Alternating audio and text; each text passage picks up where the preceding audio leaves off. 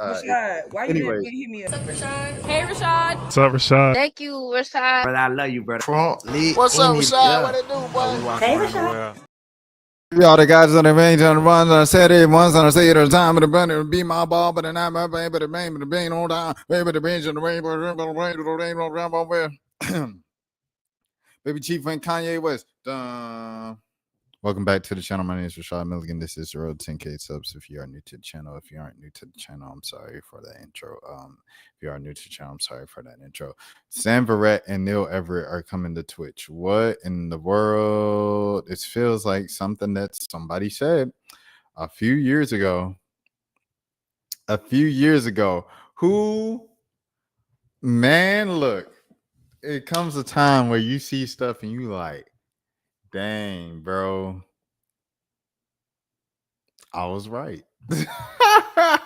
Shout out to Stanford Red, Nola Zone. Shout out to the 504. Shout out to the Nola, baby. The Big Easy, the Crescent City, baby.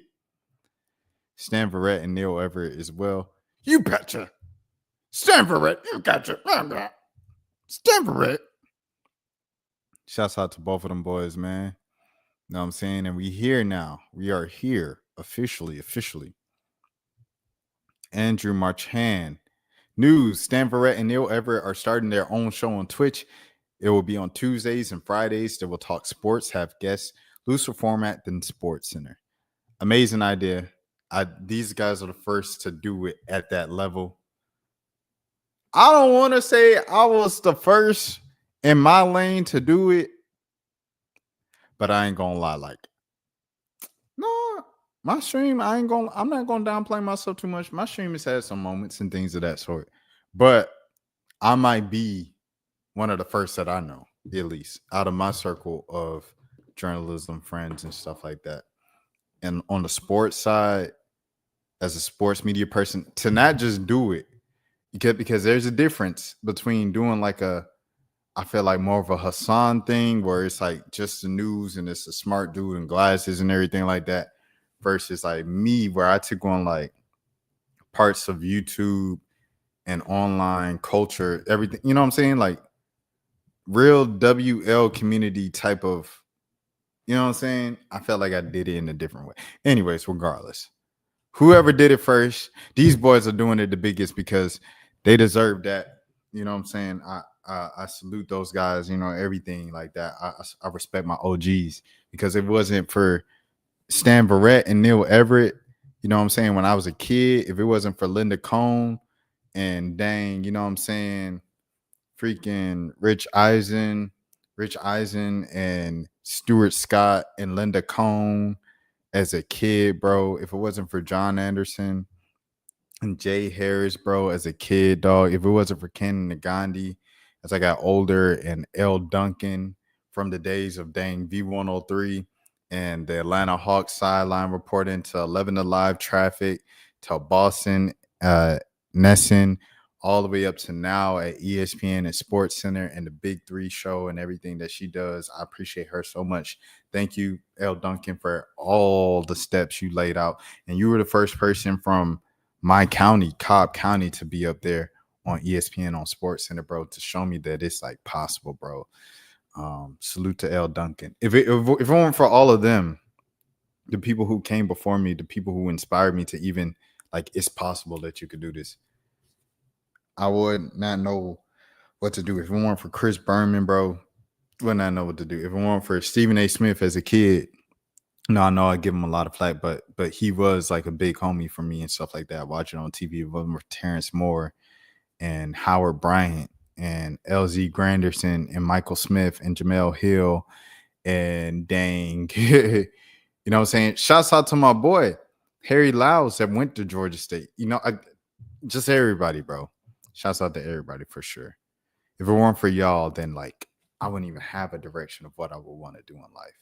I saw you guys and I was like, I want to do that as a kid. So salute to y'all. So making this pivot to Twitch, to streaming and everything, the online WL community, whatever the case might be, they're going to jump and they have a, you know what I'm saying, an edge with having a prior status, celebrity, things of that sort, platform. And they deserve it. You know, it's like DDG going over to Twitch and stuff like that. Like, okay, he might be the breakout streamer. And you're like, dang, DDG been popping as a content creator for years now. And that is true. However, this is the first year that he put his all into streaming, and you're seeing the results of it because he's been streaming, but it was just like he was getting no viewers. The chat was moving slow and everything like that. And now he's, one of the top guys on Twitch. That's because he just shifted all his attention from YouTube to streaming, and you see the results now. I say all of this to say, even Stan Verrett and Neil Everett, yes, they were on the number one, sports show kind of like in the world for over a decade, right? For like darn near 20 years, right?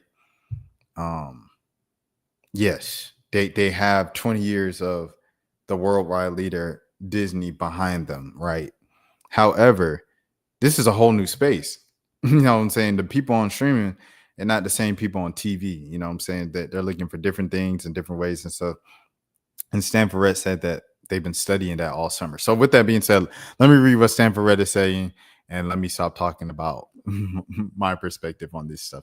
Looks like the word is out. Show will start live on Twitch, then post to YouTube and other platforms the same day. Our goal is to have, same day. Rashad, take notes. Clock it. Our main goal is to have fun each show. Join in on the fun. The show starts on September 9th. The Stan and Neil show on all platforms. There it is. If you are so inclined, help us spread the word. We want as many day one folks as we can get. And then he said this: when I made the decision to remain in LA. Okay, so if you guys don't know what happened, if you guys want a little background information, ESPN, right? ESPN, they decided to leave LA. So they said, we're leaving LA. And pretty much what Stan Verrett said was, I'm leaving ESPN. If you guys leave LA, I'll leave ESPN. I made a home in LA. I've been here since we moved here. I guess that was like 09, right? So I've been here for the past 16 years. I don't want to leave LA. So I want out. And so Stan Verrett left ESPN then. This was a couple months ago when he announced it. And he said, I'm going to stay in LA, everything like that. Woo-woo. And you'll see what I'm going to do next. This is what he's decided to do next. Team up with Neil Everett once again and go up on Twitch.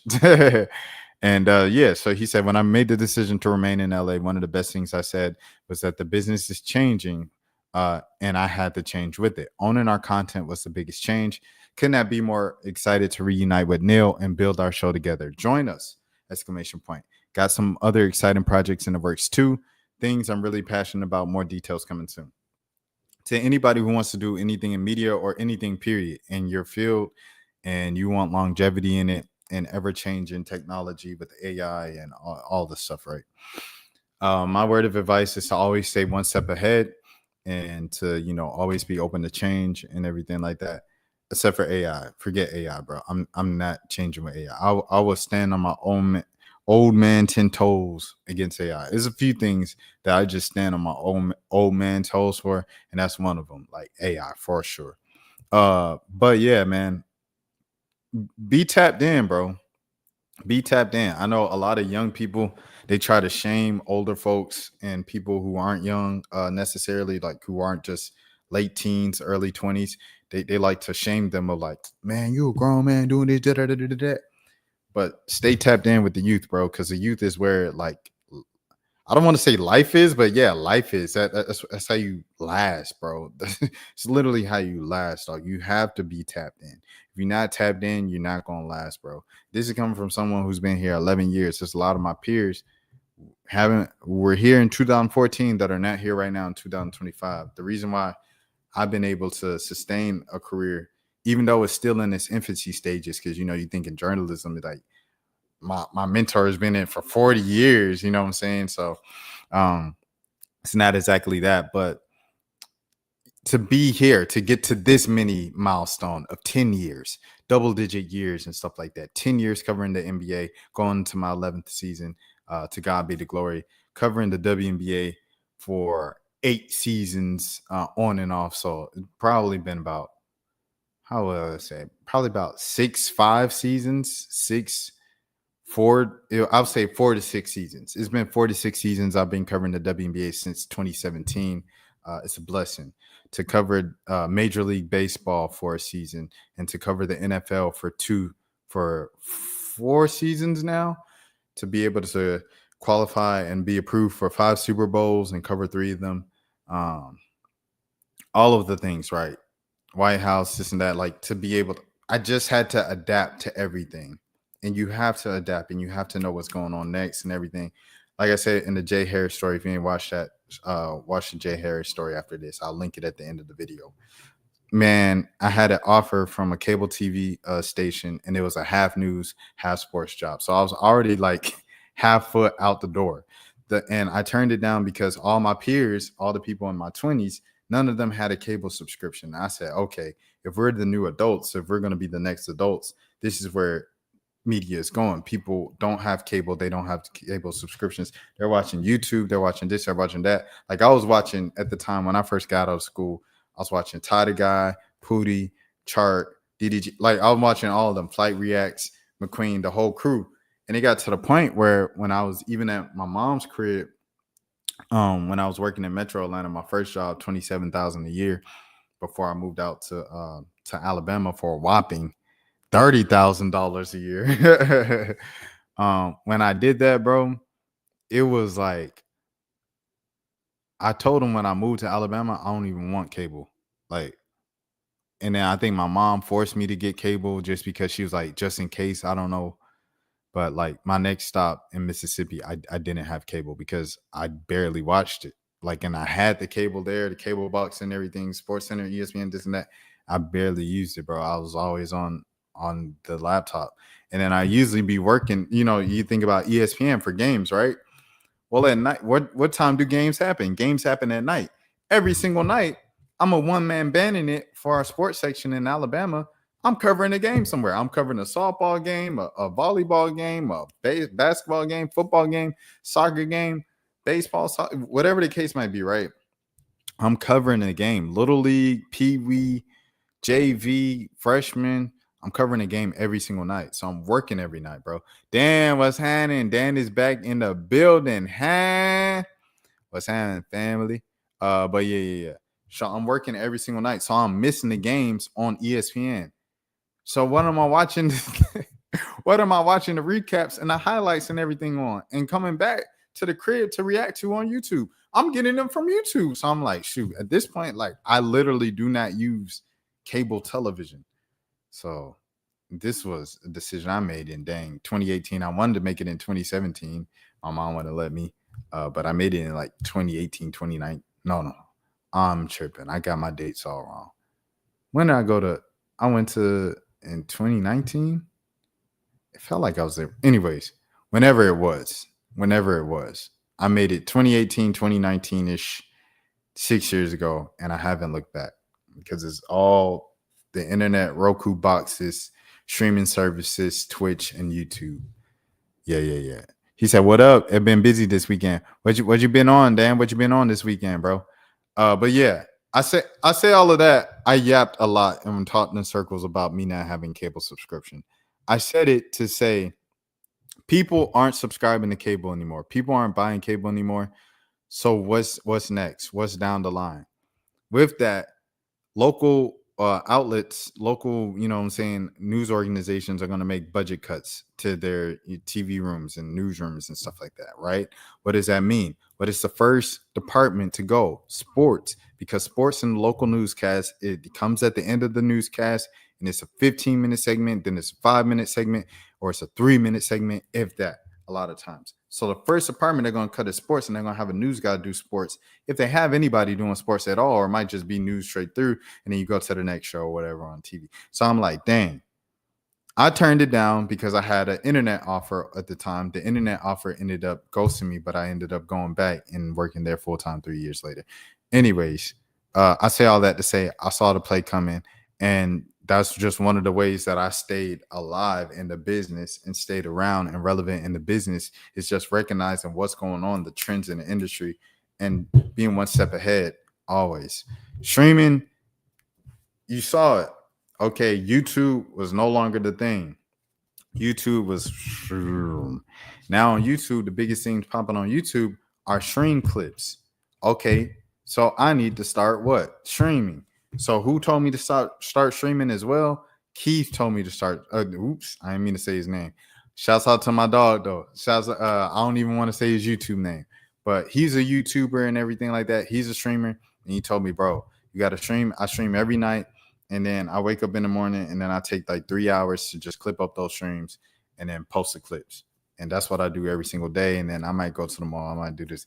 He just tells me how much free time he had. I'm like, bro, I want that type of freedom. And he said, you can get money like this and that on the internet, everything. You know, in Atlanta, everybody content creator. So it's like they getting money. Like I seen a dude, or I know a dude who made 200 something thousand off of Facebook in 1 month, bro. And that was just Facebook. I've said a lot of these things on the channel before, but I'm just reiterating it just to show you how much money and the thought process of going into content creation and what forms of content creation you can go through. Country Wayne said that a bad month for him on Facebook is $800,000 a month. That's what he said a bad month for him on Facebook is. So it's just so much money out there, and you have to know, okay, all right, it's money right here, it's money right here. How can I adapt to that to stay relevant? Because if you still on some old typewriter, it's over with for you, bro. Like you got to know to work at a newspaper these days. You have to know how to shoot video. You have to know how to edit video.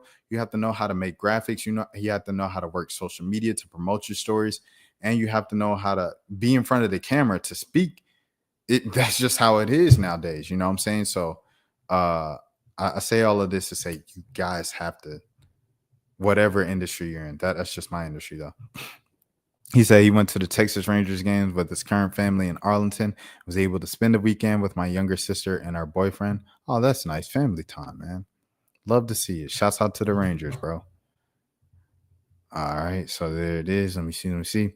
The funny thing is, both Neil and I are old school, traditional broadcasters, but we spent the summer learning as much as we could about the digital show, and we've had so many belly laughs in the process, just hanging. We said it, that's it. Just have fun. So that's the agenda. And someone said, I teach a class at Oklahoma State about launching shows just like this. Would you and Neil be interested in chatting with my students? He said, yes, we will set it up. That's fire. He said, thanks, man. Let us know if you need any info. Oh, that's fire. Oh, he responded to everybody. Shout out to Stanford Red, then. Shouts out to Stanford Red, bro. But yeah, Neil and Stan and Neil show. Dang, they already got 931 followers in a day. Dang, all my people is following up. Shouts out to Dodson. Shouts out to some of our boys, man. You know what I'm saying? Kofi, the homies, Kyle Mosley, huh? James Williams, Dylan Sanders. I don't know if I ever actually met Dylan Sanders, bro. I don't know if I've actually met him in person. And then my dog Max, of course. But yeah, shouts out to the homies. But yeah, they already following. The campaign is already strong. I got one more thing to say. Do you like estate sales, Rashad? That's a question. Do I like estate sales? That's a great question. I'm not necessarily like running to an estate sale, because I think it's weird, right? It's weird knowing, like, if I get something from a thrift store, if I get something from Goodwill, that's good. I'm not thinking, dang, this could have been donated by a family member because the family member has passed away. That's not my first thought, right? But at an estate sale, you know for a fact this came from a person's body that's no longer here. That would kind of freak me out a little bit. It would, like, just knowing it, doing it knowingly. But them deals do be good though. So I don't know. That's how I feel about estate sales.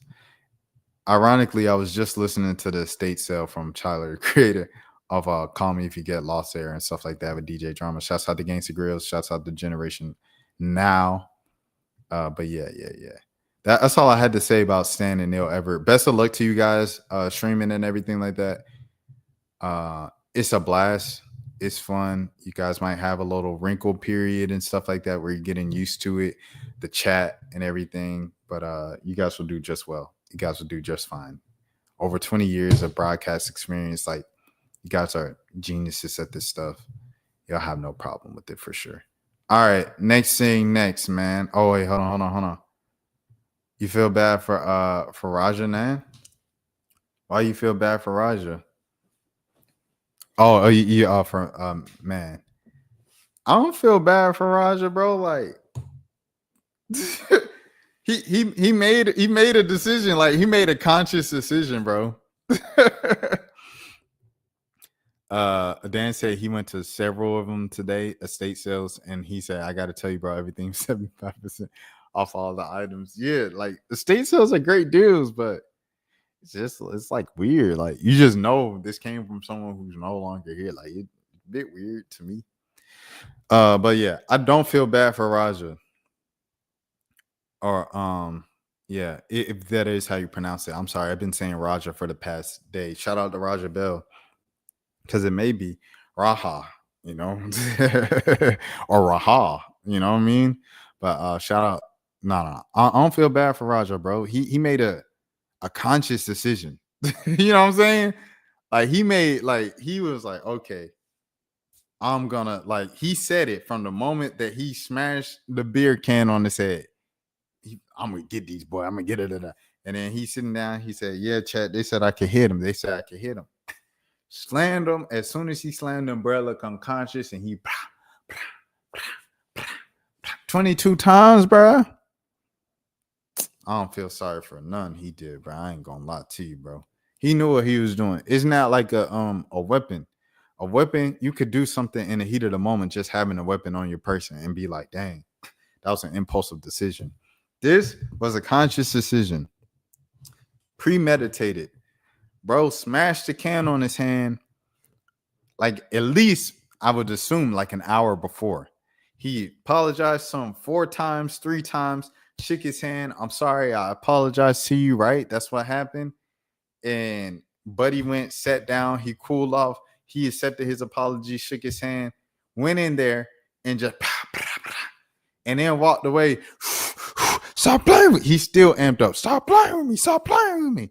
Adrenaline's still up there. I don't feel bad for him at all, bro. He knew what he was doing. I hope you were busy with me going, Rashad. I know the show wouldn't be possible without the Dan and Rashad show. SSB came back last night, like randomly. SSB ain't been on in like a week, but he came back last night and we talked about, you know, it was popping last night because the Raha thing happened or the Raja thing happened. So yeah, that's what it was, man. But it definitely did feel weird without you, Dan. I ain't gonna hold you. But yeah, I don't feel bad for Raja, bro. Like that was a conscious decision, 100%. All right, next scene, man. This is a manipulative partner. Let's hear it for the best. Oh, let me mute this.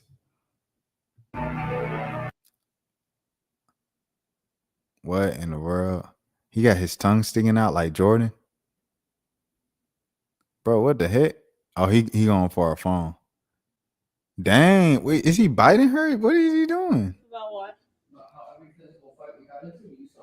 Okay, if I start. She said I can never kick him out because he'd have his story ready that I was a PA. Here he is nonchalantly working on the story. Physical fights with you. You're obviously scared, right? It's like I get emotional. Are you scared? No, I'm not scared. I start physical fights with you apparently though. Yeah. Okay, so why are you not scared? Oh, hold on. Let me see what Lamps. This is what just off of your first sentence, this is what Agent 00 said. He said he blames the ref as well. He said the ref is partly to blame. There's an X-hand signal that should have been exhausted instantly, and the match should have ended. Wrestlers would have intervened sooner, and the wrestlers should sue the promotion. Yeah, bro. It's on Buddy though. It's on Raja. It's on the ref. It's on the other wrestler. It's on like Agent said. Okay, I'm gonna pull up what Agent said, bro. And then we're gonna get back to this thing of this manipulative man. Because I didn't want to talk about this again, even though it's like still trending and stuff, just because I talked about it yesterday. And it was like, okay, bro, like I ain't about to drag it or whatever.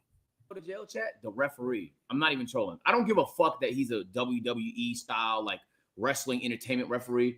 Bro, you have a referee shirt on and you watch the nigga almost lose his life. How can you sit there as a human and not do nothing, bro. You just sat there. I was obviously frustrated there was somebody killing someone else on the ring, but then I was actually surprisingly more frustrated that the ref watched it happen. That shit was so crazy to me, bro. The nigga should not have a job. I don't give a fuck. Fuck the ref title. As a human, bro, you're not gonna step in and save the nigga life. Damn. No troll. If that happens to most of us, we die. He's scared.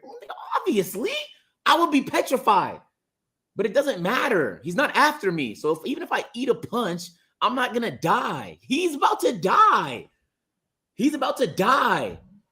The other wrestler was holding the nigga back a little bit. He almost ate a couple punches. He risked himself. That jump was crazy, bro. I ain't gonna lie.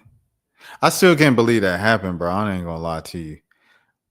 Someone said, I understand that, but I think agents' frustration comes from the countless times we've seen men pass away and people watch it. And in this case, it was the man's soul's purpose to make sure this never happens again. And I think agent is more frustrated with the ref because Roger's part in this is undisputably wrong, and there's no confusion. No one feels bad for the thief or unaliver, so his heart is closed for Raja in the sense that he deserves whatever justice may come. So it's not confusion, it's disappointment and shame, and could be argued as an attempted unaliving. As unfortunate as that sounds for a man who clearly could be so much more and was, but the ref had an opportunity to stop the man from losing his life, and he froze. That's confusing for anyone with compassion and empathy for life, especially if you are a referee in combat sports. A loss of a life on your watch is absolutely worst case scenario. Yeah, he's just regurgitating what agent said. But yeah, like I said, I ain't gonna spend the whole thing on it because I already did that last night. But yeah, let me see. The initial slam was so stiff. Absolutely, Raja needs to be banned from all wrestling promotions. So 100%. Oh yeah, he's done. He gonna do time. He gonna do time. I seen a thing from another fighter. He said, yeah, he got to do some time. He got to sit down because that's the only way. That therapy, I don't know, bro. Like if it's CTE, is nothing reversible. Like it's irreversible damage. So like, how do you manage it if you have CTE? How do you deal with humans while they're on Earth, while they're living, who have CTE? I don't know if you can. I don't think we figured that out. Like that's the whole point, right? Why it was such a big deal in the NFL of CTE and stuff like that. We haven't figured out. Like, okay, you have CTE. Now what? Like, what do we do until you're no longer here on this earth? Do we just put a helmet on you and kind of wrap you up in bubble wrap and put you in a straitjacket? Like, what do we do now? I don't know. So, yeah. Rest in peace, Aaron Hernandez. Oh, peace is kind of crazy, right? But, I mean, he has CTE, bro. So, you know what I'm saying? About what? About how every physical fight we got into, you started. Okay, if I start physical fights with you, you're obviously scared, right? It's like I get emotional. Are you shit. scared? No, I'm not scared. I start physical fights with you apparently though. Yeah. Okay, so why are you not scared? Why are you still here? Because I dealt with physical abuse. Because you're what? Because I dealt with physical abuse as a kid. Okay, sure. All right. Ironically, I dealt with PA as a kid would be his reason and answer into guilting me to understanding whenever he'd, oh wow, beat me too. I tell myself if he was broken and could be fixed. I just want to know if I'm apparently so abusive and I'm dangerous and I'm scary and I beat on you and I trigger those Chill, yeah, chill then. traumas from apparently you being beat on as a child. Why are you still in my apartment? Why do I gotta be homeless? Why don't He can never answer this. He sit in my house refusing to leave, yet claiming at the same time he was afraid and that I was beating him. you go? I don't have to leave. This is my home. Just how you kicked me out of my home? Sure, Michael. When? Sun Prairie? Go ahead. Tell the story. Right? At some Perry that he's referring to, I found out he 2 days after our son's burial, tried having intimacy with a white girl. I only mentioned her race because he told me I was the bottom of the barrel and she was the top pick in his real type. I admit it. I slapped him. He then beat me. Well, I was pregnant with our daughter, and he attempted to kick me, and the only way to stop was due to the police. Tell the story, I guess. How about you tell a story about how, from your point of view? You brought it up. I don't have to tell my point of view. You brought it up like it was a fact. Tell it. Tell the it. story. Michael, you brought it up like it was a fact. Tell it. You gotta sit here and play these games or what? Tell it. You tell it. You tell it. about You're the how one. you blacked out. You're the one who brought it up. Apparently, I blacked out and beat the shit out of you. Okay, that's what the police report says. Oh no, I was arrested that day. Why were you arrested? You lied to the cops. Why were you arrested? I never blacked out. He was rightfully slapped. I had strangulation marks, cuts on my neck. Oh my goodness, from his nails and pain in my ribs. He was getting cheater girls. Man, sassy. If I apparently beat the shit out of you, I think that they would be able to see that. Right? I'm the one that had the fractured nose. He never had a fractured nose. This is a picture from when he was booked that night. Sure. Okay. Dang, she came with the receipts. I'm the one that you lied to the cops and had sent to jail over Okay. what you're still mad about. Sure. And then I went and got therapy. Over what you're still mad about, completely minimizing. How did she even last this long with this dude? Like, that's what I don't be getting, bro. But like they say, you'll never understand if you never been in that situation. So I guess I'll not understand. Over what you're still mad about, completely minimizing the fact that he slept with the girl while I was pregnant, and then 2 days after our son's burial tried sleeping with another girl whom he did racial comparisons to. Why did she stay? For my Why was there a second child? trauma. Okay. That I Sure. was emotionally abusing you. All right. Right? Okay. So let me ask you this: why are you still here? Okay. Why are you still here? Then we sat there. I'm not telling you to stay. If I'm apparently abusive, I'm not telling you to stay. Your parents already told you. They live in Palatine, Illinois. They literally told you that you can come home. If I'm apparently so abusive and I beat on you and I lied to the police, why are you still here, Michael? These are the lies that a person So comes you up with. didn't hit me today? These are the lies. So Now you- it turns into you didn't hit me today. He can't even answer the question. This is a narcissist for you guys. So now I'm a I hope you know you're narcissist. gonna look real stupid. I hope you know that. Okay, that's fine. Oh, I know it's fine, sweetheart. I know it's fine. Why did she stay that long? Like, I don't get it. Y'all keep marrying these colonizers. Now you're going through it. Sleeping on an air mattress while in an interracial marriage should be grounds for execution. Both of y'all failed your ancestors drastically. The attention they crave. Tell me that ain't the devil. Bruh. Oh, this was their wedding day? Crazy. Baby, you acting like black men are any better. Oh, wow. Oh, brother. Wow. All right, anyways. Why did she stay? Yeah, you say the same thing, bruh. I think the difference, y'all want to say that? I'll say it. The difference if you say, oh, black man he'll do the same thing, this and that. Another thing is like there's a specific type of mental abuse I feel like you can put someone through when there's the racial element involved and they cheat on you with a person of their same race and they say, oh yeah, that's my real type. Yeah, because you're beneath them. You're not as great as they are. They're superior to your race and this and that. Like when you say that, because a person's already, I'd imagine, right? I'm not in a racial, situation, so I don't know. But I'd imagine like most people I know in interracial things, there's like this kind of under the surface insecurity thing that they deal with of the fact that their partner is not the same race, whether they admit it or not. So it's like with that, right? You have that insecurity. They're bringing it up and throwing it to you in your face. The one person you thought that you could confide in about it and be like, this is my safe haven. The world don't want to, like what Akon said, nobody want to see us together. Excuse me. But my partner is the one person that does get it. And then for them to throw that in your, man, you probably like, it'll probably mess you up mentally, bro. So I think that's the difference between it happened interracially versus like person of your saying. Obviously, all type of, toxicity is bad, regardless of the color. However, in this particular situation, which is a particular situation that we're seeing in TikTok, race has added a whole nother element to it, to your mental psyche and everything like that. Like I don't know. It's bad stuff. Bad all around. Next, man. Here's a story about Curry. So around 2015, when Golden State first started making that run, my sons asked me, like, Dad, have you ever played against Steph Curry? I'm like, nah, I never have. They're like, have you ever met him? I'm like, no, I never met him. So fast forward a couple years later, I go visit my mom. And if you know me, when I was growing up, I used to keep a Polaroid camera. I used to take so many pictures. And that was going to be my major going into college, photography. I loved it. So I'm going through these photos at my mom's house, and I'm just looking through all these photos. And I look, and I'm looking through this picture, and I'm like, yo, that's Steph Curry right there.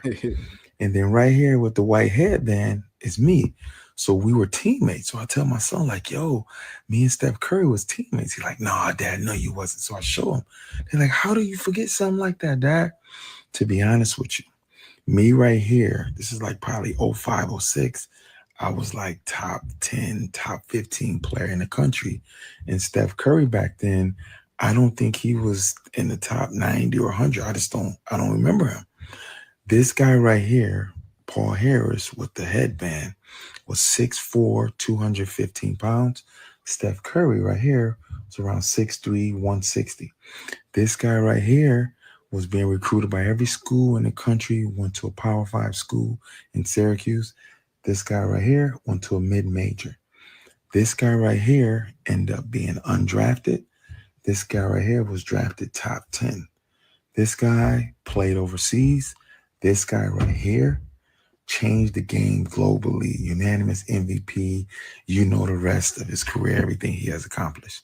The moral of the story, what I'm trying to say is, it's not how you start. Some players going to have head start. They're going to be ahead of you, but you have to run your own race. Steph Curry ran his own race. He wasn't the biggest, he wasn't the fastest, he wasn't the quickest, but he knew what he was great at, and he kept working, kept getting better. Now he's one of the all-time greatest ever. So there's some young kid out there, you may be in 11th grade, 10th grade, you might be on JV, but don't get caught up in like, yo, that guy's an All-American, what he's doing. Run your race. Most importantly, it's about you. Who's going to keep going? It's 100%. It's 100%. And that's why everything. Oh, SSB is back, huh? 100%. SSB back in the building. But yeah, 100%. What he said, once again, it goes to life. Just like continuing to go, because see, here's my thing. When people, Hollywood, big time you and stuff like that, what you learn is, boy, them tables gonna turn every single time. The tides, the ups and the lows, the highs and the lows, is gonna waver. Times the stock goes up, the stock goes down every single time. And so you treat everybody with respect just because that's what you should do in life, right? But on the same time, bro, it's like you treat people with respect, especially in your field, because you just never know when they're gonna come up above you and be higher than you, and you're gonna be like, oh snap, big bro, I need a job, versus like when you're gonna need them, or they're gonna need you, whatever the case might be, right? So you be safe, you be nice, because you just don't know, dog. You literally just do not know. Dan said, I would love to meet Steph and how he grew up with that winning mentality growing up. I do feel like Steph is hands down one of the best shooters in the NBA. Steph's the greatest shooter of all time and a top 2 point guard. I still have Magic Johnson above him in my all-time point guards, but yeah. SSB said, I've heard oftentimes in sports, the best in elementary aren't the best teenagers, and the best teenagers aren't the best adults in sports. Unless you're LeBron James. Let's go to Dane. Hold on. Let's see. Top boys basketball players. ESPN 100. Say what we want to do. 2019. I'll start at 2018. Let's start at 2018. I covered that class. Excuse me. All right. It's loading up right now. Whenever it loads up, I'm going to switch to the page. All right, here we go. RJ Barrett had a pretty solid career. Zion Williamson was the number 1 pick overall, you know what I'm saying? Prodigy in college. turned out to be a NBA All-Star, and a lot of people call that a disappointment. Cam Reddish bounced around the league, but now he's, for the first time in his career, he's outside of the league, looking in, trying to get a roster spot. Bobo bounced around in the league. Romeo Langford bounced around in the league, hasn't really stayed in the league. Nasir Little bounced around in the league. Wait, is Nasir Little still on? If he's still on the Blazers, he's been on the Blazers this whole time. Nasir Little, let me see. Is he still on the Blazers? No, he was on Phoenix last season, so I guess he's bounced around the league, huh? Shout out to the Pro Reference. Yeah, he was on Portland his whole career, and then he played in Phoenix. Oh, he didn't play last season. He didn't get on the team. Dang, Nasir Little not in the league no more. Keldon Johnson, pretty solid player on the Spurs. Quentin Grimes bounced around in the league. Anthony Simons, now he's starting to get bounced around the league. He got traded from his first team, Portland. Jalen Smith, he was on Phoenix for a minute. Is he still on Phoenix? Let's see. Jalen Smith. Let's see if he's still on Phoenix. No, he's on he was Chicago. Dang. What the heck? Oh, he was never on Phoenix. I probably made that up, huh? No, he was on Phoenix as a rookie. Okay, cool. So he was on Phoenix, then Indiana, then Chicago. He played last season, so he's still in the league. He's still holding on. Shout out to Jalen Smith. Lewis King. Is Lewis King still in the league? That he might be in the G League. Nas Reed, y'all know him, Minnesota, one of the more successful guys that we've even read on this list so far at 12. Darius Baisley, outside looking in, G League guy. He played on the Lakers Summer League team. EJ Montgomery. Where is EJ Montgomery now? He was on Kentucky for like 8 years. Shouts out to Marietta, Mob County, everything like that. See, his main pitcher is still like Kentucky. So he was on the Milwaukee Bucks. Dang, he's a player for the Namdim Squad Academy for Lebanese basketball. Oh, my goodness. Lord have mercy. Moses Brown, my dog, he's bounced around the league. He was on the Lakers Summer League team, too. I believe he was on the Lakers one. Darius Garland, you guys know, all-star. He's had the best career so far that we've read on this list, bro. Yeah, Darius Garland, number 16, has had the best career, most consistent career. Shouts out to Zion Williamson, too. Respect to Zion. Trey Jones, he's been a pretty consistent backup, right? Charles Bassey, I don't even know. Bassey, I don't know if this guy. Oh, he went to Aspire Academy. I don't know if he did anything in the league. Let me see. Charles Bassey. Oh, snap. He on the Spurs. Okay. Hey, shout out, Charles. I'm sorry. I was unfamiliar with your game, Charles. I apologize. Oh, dang. He had that NBA logo behind him. My boy, free agent. Hey, he played last season, though. My boy played last season. Hey, okay. He holding on in the league. But SSB point stands overall. Ashton Hagans. Is he still in college? Is Ashton Hagans still in college? Let me see. Oh, no. Ni hao. No. Emmett Williams, don't even know who that is. Jalen Horde, don't even know who that is. Kobe White, now he's had a good career. Devin Dotson, I remember him in high school, but I don't know what he's doing now. Manuel Quickly, pretty solid career. Javon Quinterly, he retired. Literally retired. Andrew Nimhard, guy had a pretty good year this year. Reggie Perry, where Reggie Perry at? Is he still on Brooklyn? Oh, Reggie, please use my dog. Where Reggie Perry now? He's an American professional basketball player for the Greensboro Swarm of the G League. At least he in America, huh? Tyler Hero. Dang, Tyler Hero. See, but this what SSB was saying. We seeing some of the better players in 30, 25, 12. Sharif O'Neal, he's not playing basketball anymore. He had open heart surgery. Ayo, he had a little run with the Bulls. He still might be on the Bulls too. Brandon Williams, Kevin Porter, he was doing well until he put his hands on a woman. Hate to see it. Aaron Wiggins. Dang, That name sounds familiar. Let me see. Aaron Wiggins. Name sounds familiar, bro. Oh, OKC. That's why. Yeah. Buddy. Yeah. OKC. Yeah. Kyra Lewis. Is Kyra Lewis still in the league? He was on the Pels. Shout out to Kyra Lewis Jr. Friend. He was on Utah and Toronto last season. Oh, yeah, because he got that great patch. Yeah, he's still holding on, but he's been bouncing around. See, now we get into the 40s. How many of these jokers even made it to the NBA? Top 50 player, bro. Yeah. He said Garland, Nimhart, and Kobe White prove our point 100%. 100%. I ain't gonna lie to you. What is the average lifespan of the NBA player? I think it's like 3 seasons.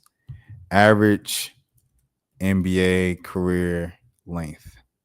It's 3 seasons, 4.5 to 5 years. That's longer than what it used to be. I thought it was like 2.5 years, 3 years. So it's 4.5, 5 years now, according to this AI thing. Let me see. Yeah, NBA.com 2010, 4.5 years. Yeah. Dang. But yeah, these dudes not even in the league. Imagine you being top 50. If you top 50 coming out of high school in the country, you probably think you going to the NBA, bro. Oh, you say NFL is 3 years? Okay, that's where I got the 3 from. Yeah, if you top 50 coming out of high school in the country, you like, oh, I'm going to the NBA. Ain't none of these boys made it to the NBA.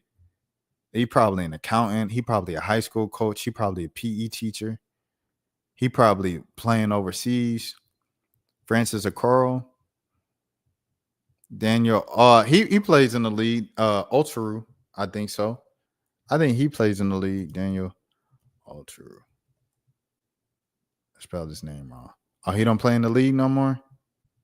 Dang. He play in a Euro League for Hapoel Tel Aviv. Dang. Brandon Johns, Jaden Ledee, Marcus Bingham, Derek Culver, Taylor Horton Tucker. He the first NBA player I heard in about 20 players. Jerome Hunter, Aaron Nesmith. Dang, Aaron Nesmith, bro, was 69th. Keontae Johnson was 70th. Dang. AJ Green. Miles Norris. I think Miles Norris played in the league, didn't he? Jordan McCabe. I know he coaching now. He was mad popular in high school. I looked him up the other day, ironically, like on some random stuff. Miles Norris. Yeah, Miles Norris. Yeah, he plays for the Hawks. Or he played for the Hawks. He got traded. He was in the Porzingis trade, I think. Or he just signed with the Celtics. Who else? Dang, that's it, bro. Dang, that's crazy. Jared Butler still in the league? Jared Butler. This Jared Butler from that went to Baylor, right? Dang, he was 88 coming out of high school? Yeah, Jared Butler's still in the league. He a solid NBA player. He a solid basketball player. He was coming out of Baylor. I remember his tape coming out of Baylor before that draft. I reacted to that and stuff. But geez Louise, I ain't gonna lie, that's crazy, dude. That's crazy. Shy, KP on the Hawks is gonna be weird to you, isn't it? No, it won't be weird.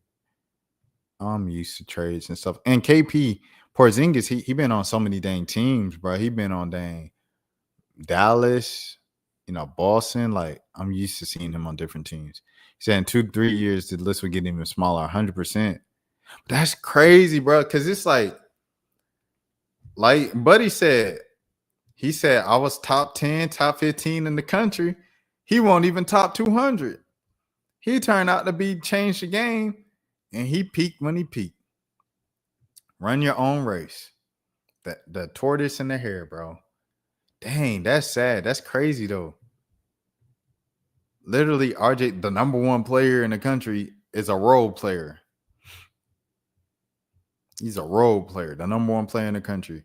The number 2 player who was a generational talent and people tanked hard for him and the whole city celebrated when they got Zion, boy. He turned out to be a 2-time All-Star on a lottery team, so But Zion is like that. I ain't gonna lie. Zion different, bro. Zion is something I never seen before on the basketball court. I'll forever say that. I ain't gonna lie to you. KP spent his career in New York. Yeah. How's Trey gonna feel when he plays with KP? It's gonna be a lot of pick and pop. You know what I'm saying? KP, he plays along the perimeter, and Trey, he likes to go with screens. You know what I'm saying? As a top. At the beginning of his career, he did it a lot with Alex Len and Dwayne Dedman. Now he'll just be doing the same thing with Kristaps Porzingis. So that's what they'll be doing a lot. I like to see Porzingis play a little more at the rim, be a little more physical. But as you see, like, he's had an issue with injuries, so there's that. To be fair, scouts aren't always going to the lower income neighborhoods to find talent. Sometimes these guys just need eyeballs and a chance to get scouted. Yeah, but I don't think Dell Curry's son. I don't think Dell Curry's son needed that. You know what I'm saying? I don't think Dell Curry's son, man.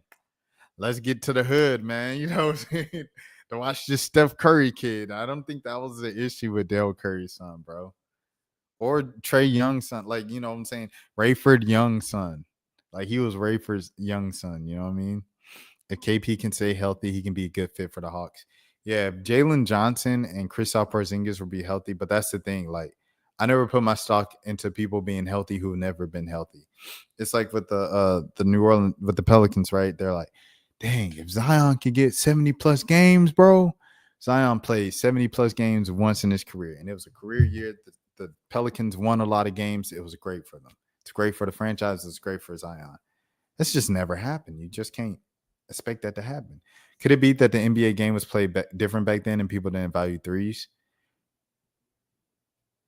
I don't know, because it's like Steph, if Steph was as good as he is now, right, in high school, and he had the shine of this is Dell Curry's son playing high school basketball, bro.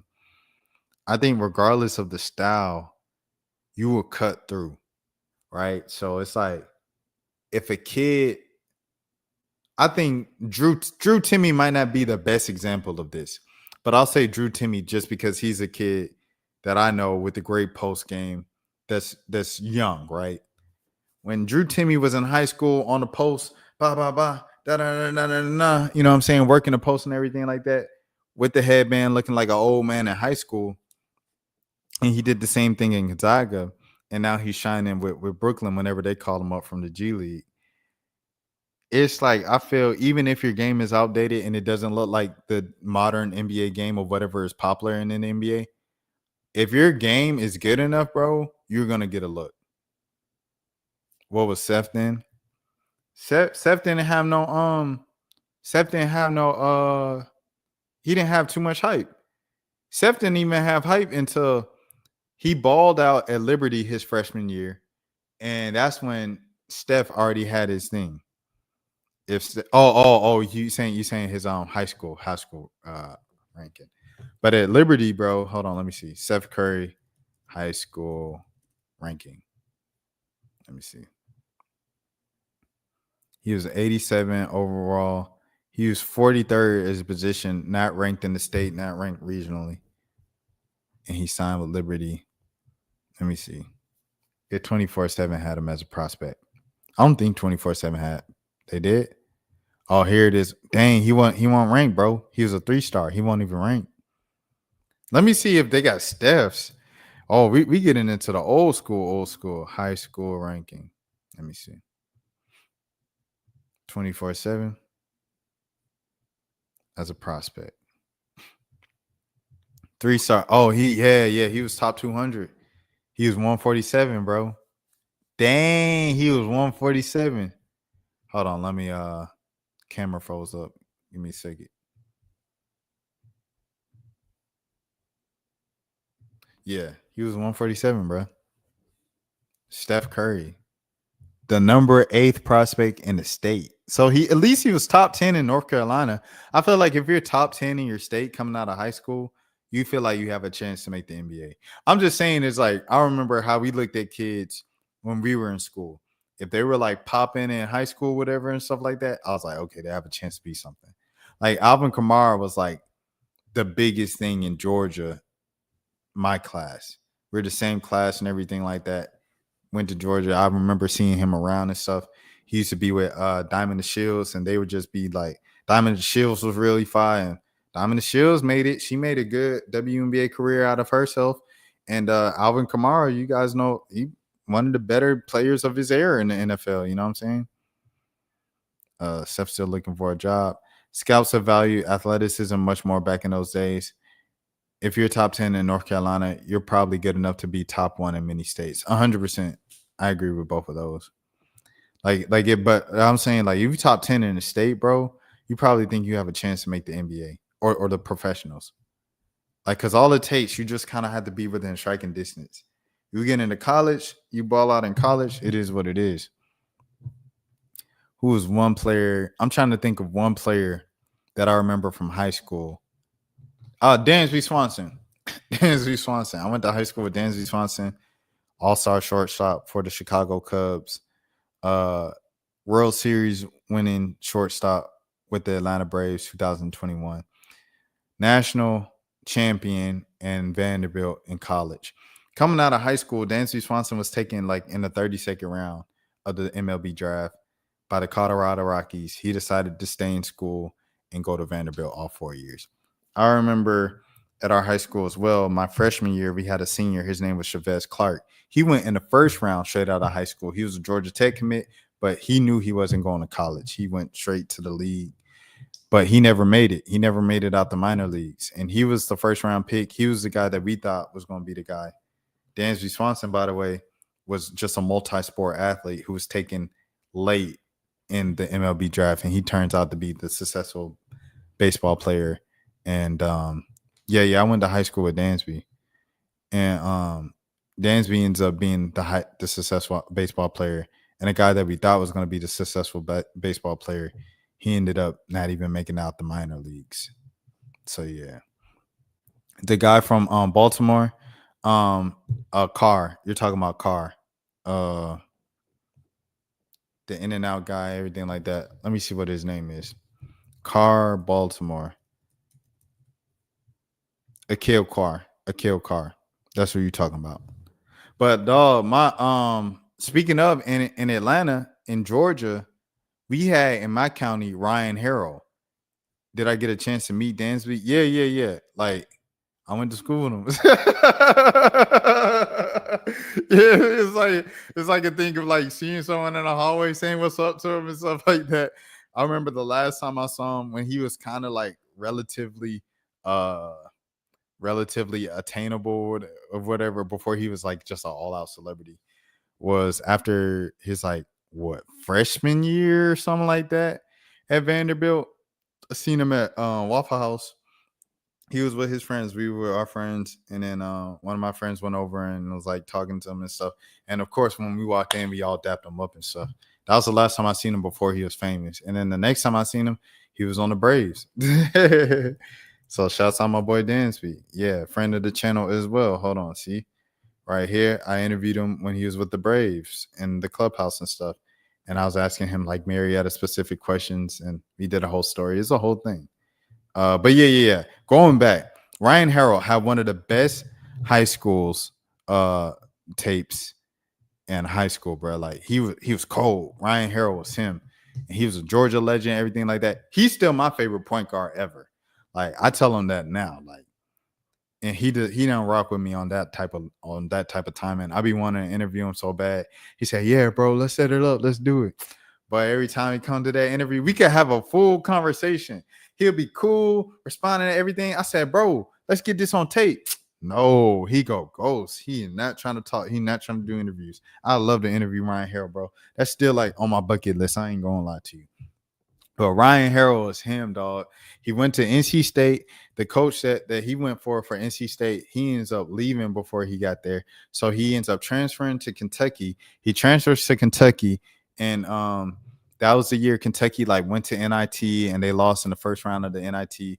People were like, "Oh, this Ryan Harrell kid's a failure," because you got to think like the act that he followed as a Calipari point guard, John Calipari point guard, was Derrick Rose, John Wall, and then like even guys like Eric Bledsoe, right, who weren't necessarily like the point guards or whatever that run the league, but still an NBA point guard and stuff like that.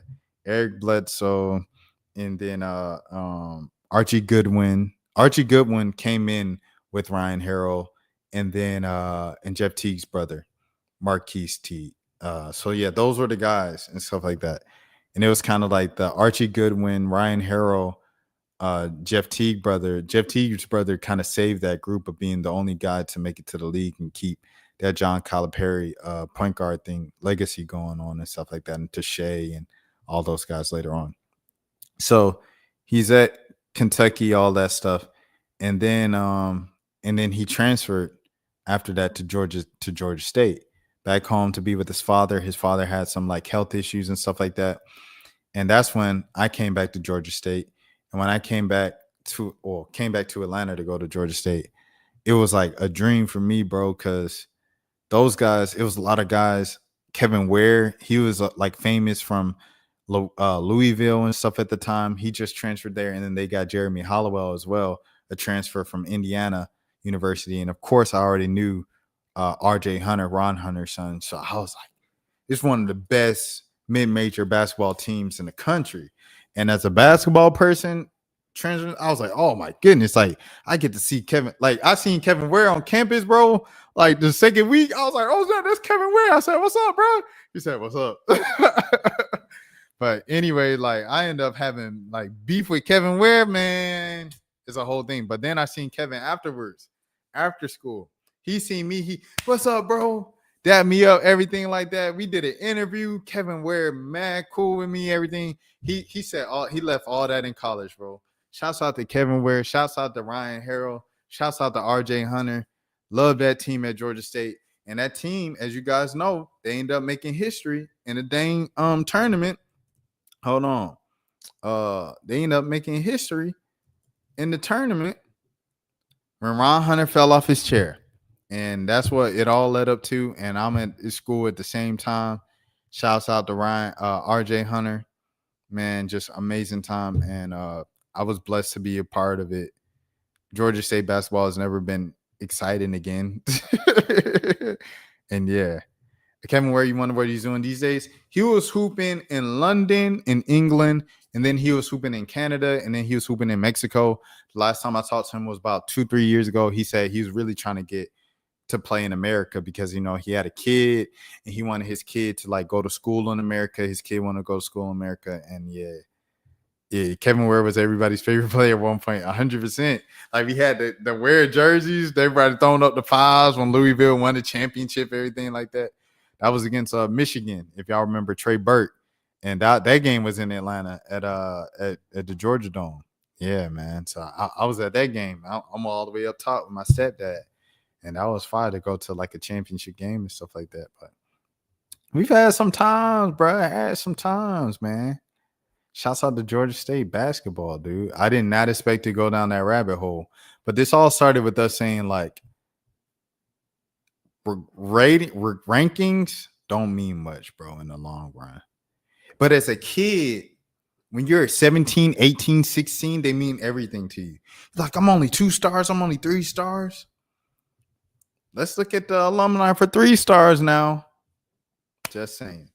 Beautiful story. Thank you to the coach or this man for giving us the story and stuff like that. Do they have his did they link to his page? Did they link to his page? No, he don't have nothing. He's so humble to tell a story and recognize his greatness. Oh, Willie Kemp, that's his name? Willie Kemp. Let me look up Willie Kemp. This Willie Kemp right here. He went to Sarah. That's him? Yeah, that does look like the dude.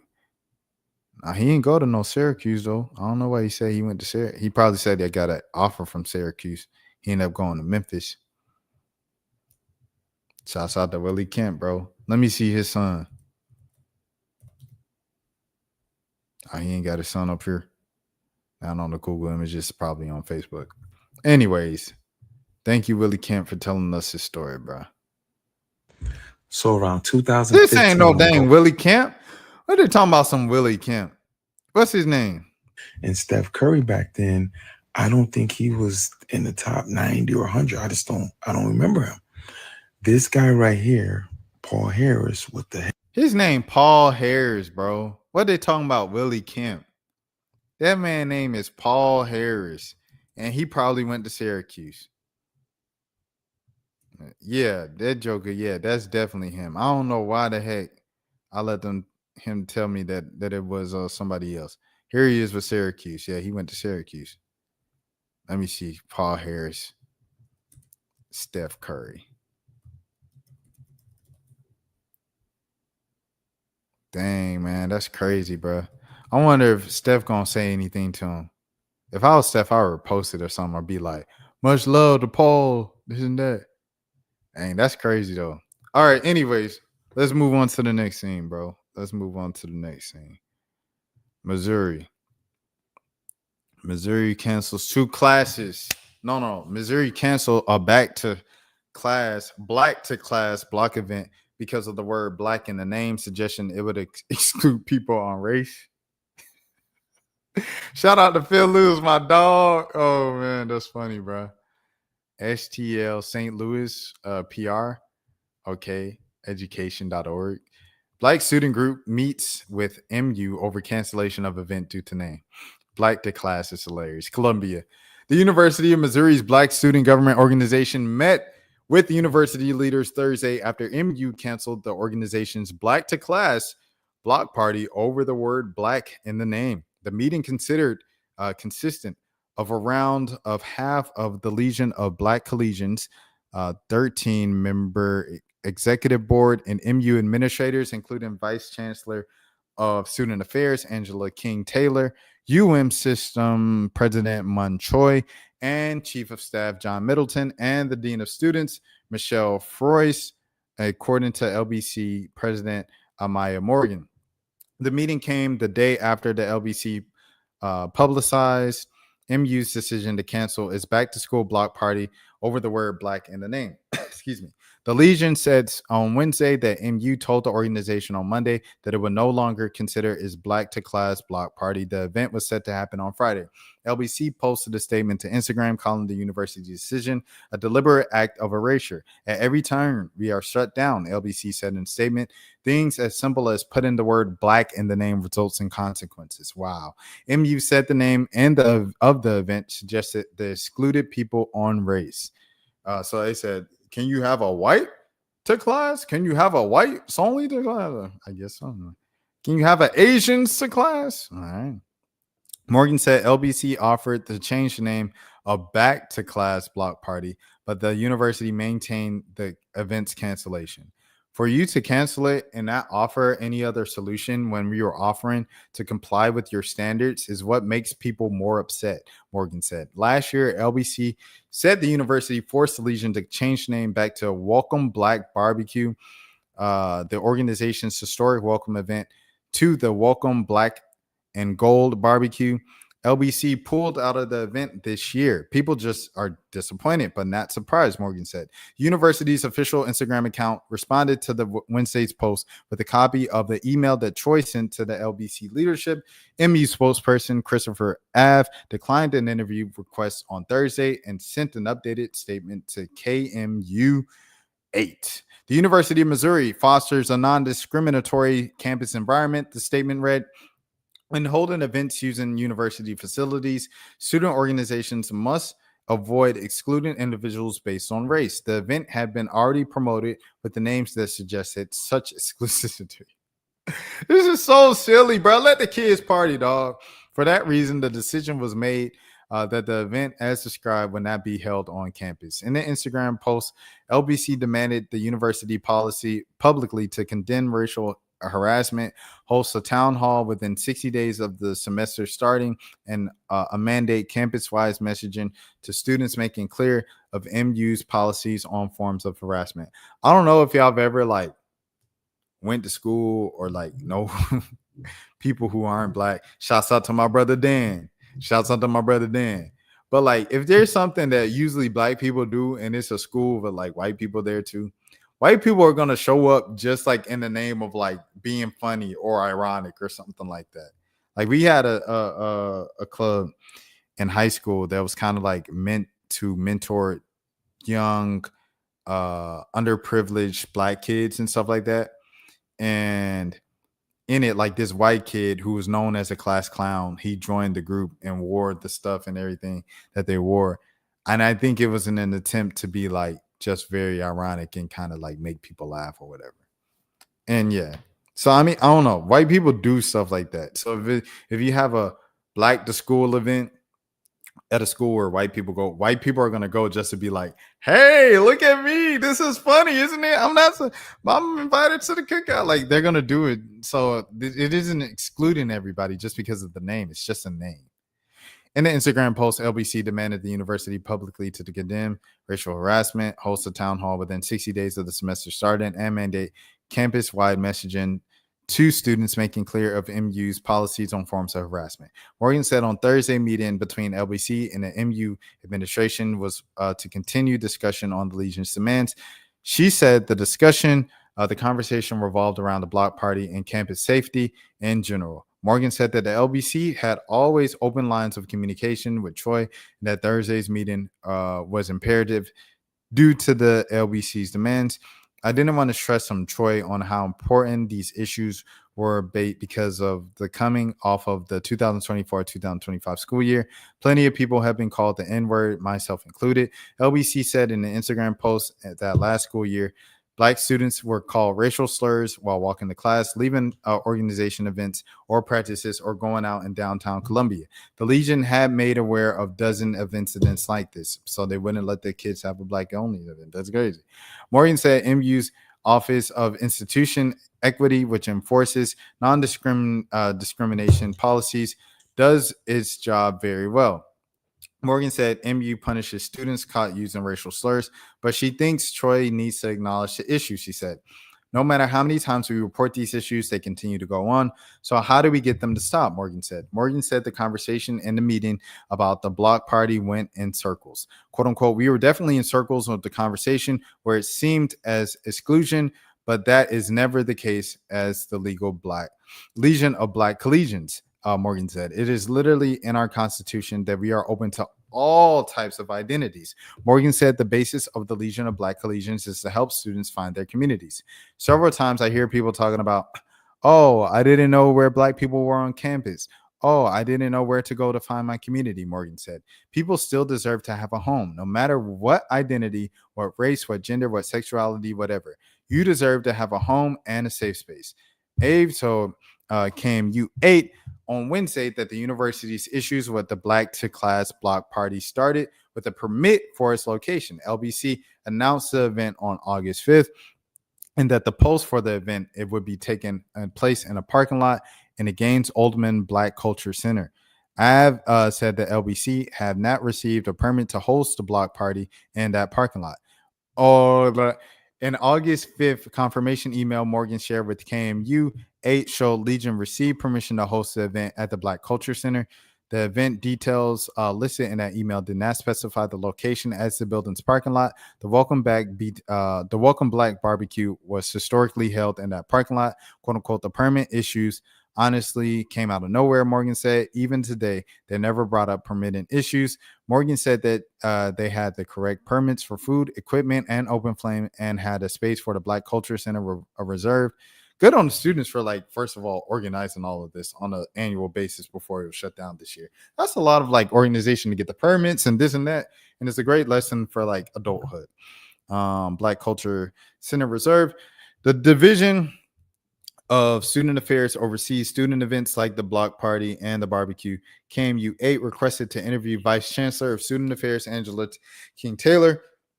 King Taylor declined the request. Phi Beta Sigma, a historically Black fraternity at MU, expressed support for the Legion and concern over the university's decision to cancel the Black to Class block party. "Quote unquote, its cancellation not only erased a cherished tradition, but also reinforces a troubling pattern in which Black organizations are met with unnecessary barriers to visibility and belonging," Phi Beta Sigma said in a statement posted to Instagram. And this was written by Cecilia. Oh, that's a name on her. Corporanian. Shouts out to Cecilia Koperanian. Oh yeah. Okay, let me see what SSB said. Up Haas jumped in here. Let me see. Are scouts just bad at their job? I think it's just okay. I'm gonna go back to this. I think it's halfway. Scouts are bad at their jobs. They overanalyze. They kind of like sometimes the best player is just the best player. Like the best player in high school is just the best player, period. And a lot of times they'll go with the person who's not quite the best player, but has the longest arms because they're like, okay, he has the potential to be the best player when he grows into his frame, or the tallest player, or the person who has a lineage of people who are tall and athletic, or the person who's 6'7" or 6'2" and is jumping out the gym because, oh, he has athleticism. He's going to grow into his body more. He's going to be this and that. So I think scouts kind of look at intangibles outside of just who's the best at basketball, and they can overanalyze, and I think that's what can make it bad. Shouts out to Hayes, who jumped in to say UPT.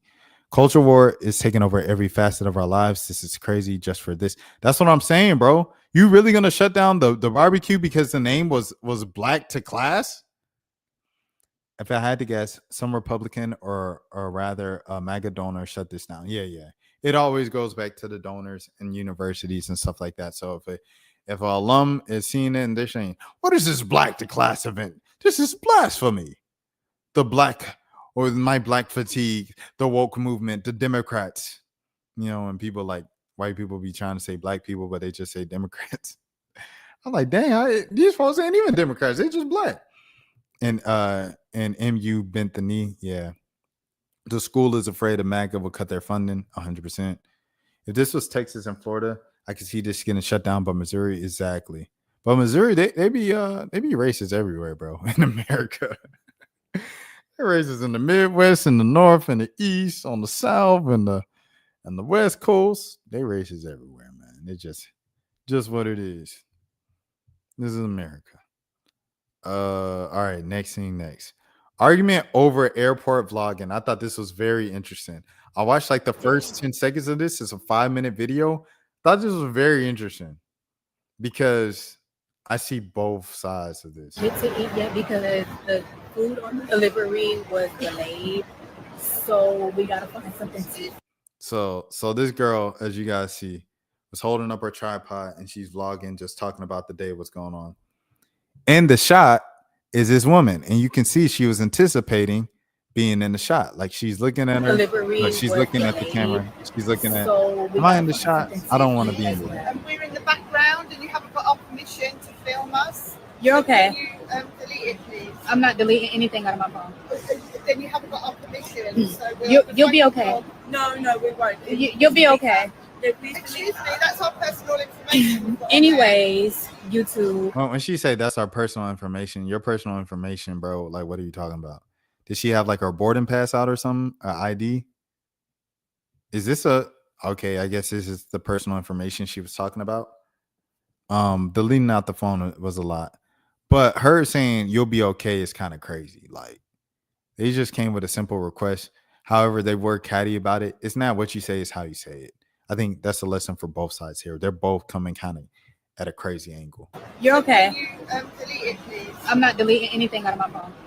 Then you haven't got our permission. So yeah, this says the lady was a Russian, but yeah, like you say, she sound British. She sound like she's from Australia. You'll be okay. No, we won't. You'll be okay. Excuse me, that's our personal information. Anyways, YouTube. Yeah, we're about to check in our bags and we're gonna get out of here. But yeah, it's not a Thailander that's acting like that either. So I got my permission on my phone in a public space. It's not public. You filmed us. I didn't film you. I filmed me. You were just in the background. Yeah, exactly. So okay, it's a public place. You need to be aware who is in the background. Anyways, I'm not gonna have this discussion. You can lower your voice. If there was you can lower your voice. They would have to ask you permission. You can lower your voice talking to me in front of my children. Because I'm not deleting anything out of my phone that I She paid just the like bill you for. filming us. I'm and I not don't like filming. it. I'm not filming them. I'm filming myself. She's filming us.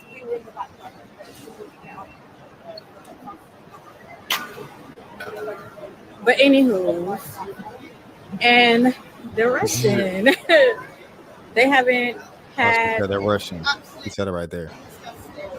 They haven't had the Cincinnati Brawl rewind. She keeps jumping in the shot, though. That's the thing. If you don't want to be filmed, why you keep jumping in the shot? Get out the lady's business. Get out our phone. Get out the camera. You be out the shot. It's a public place, and I'm filming content. But you don't like it, don't stand behind me. Simple. Stand somewhere else. Stand somewhere else. And I'm going to continue to film myself. Now I'm really going to film for my safety. Yeah, wow.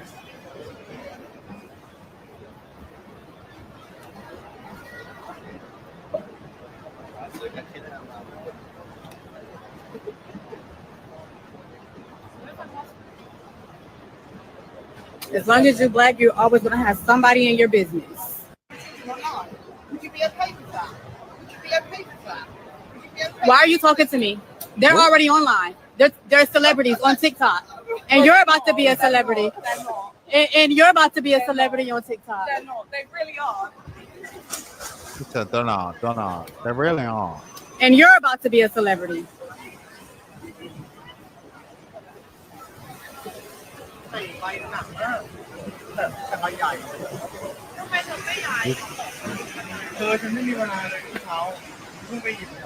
The security guard laughed at them because I wasn't even minding the business. I was minding the business that paid me.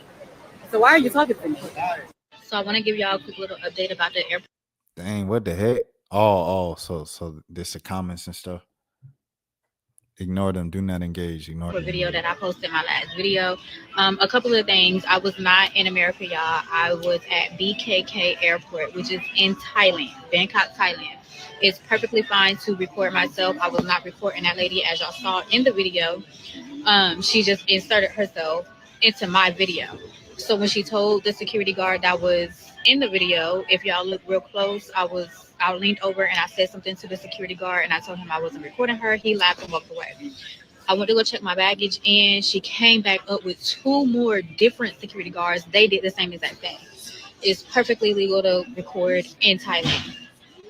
Two, everybody who was telling me to ignore. When I signed up to be a mom, I signed up to be an advocate. If I can't advocate for myself, how would I be able to advocate for my children? I want y'all to think about that. And I was already minding my business. That pays me. She inserted herself into my business. So I handled it the best way that I know how. I thank God for my growth because I was in a whole nother country. And yeah, never thought that would happen to me until it happened to me.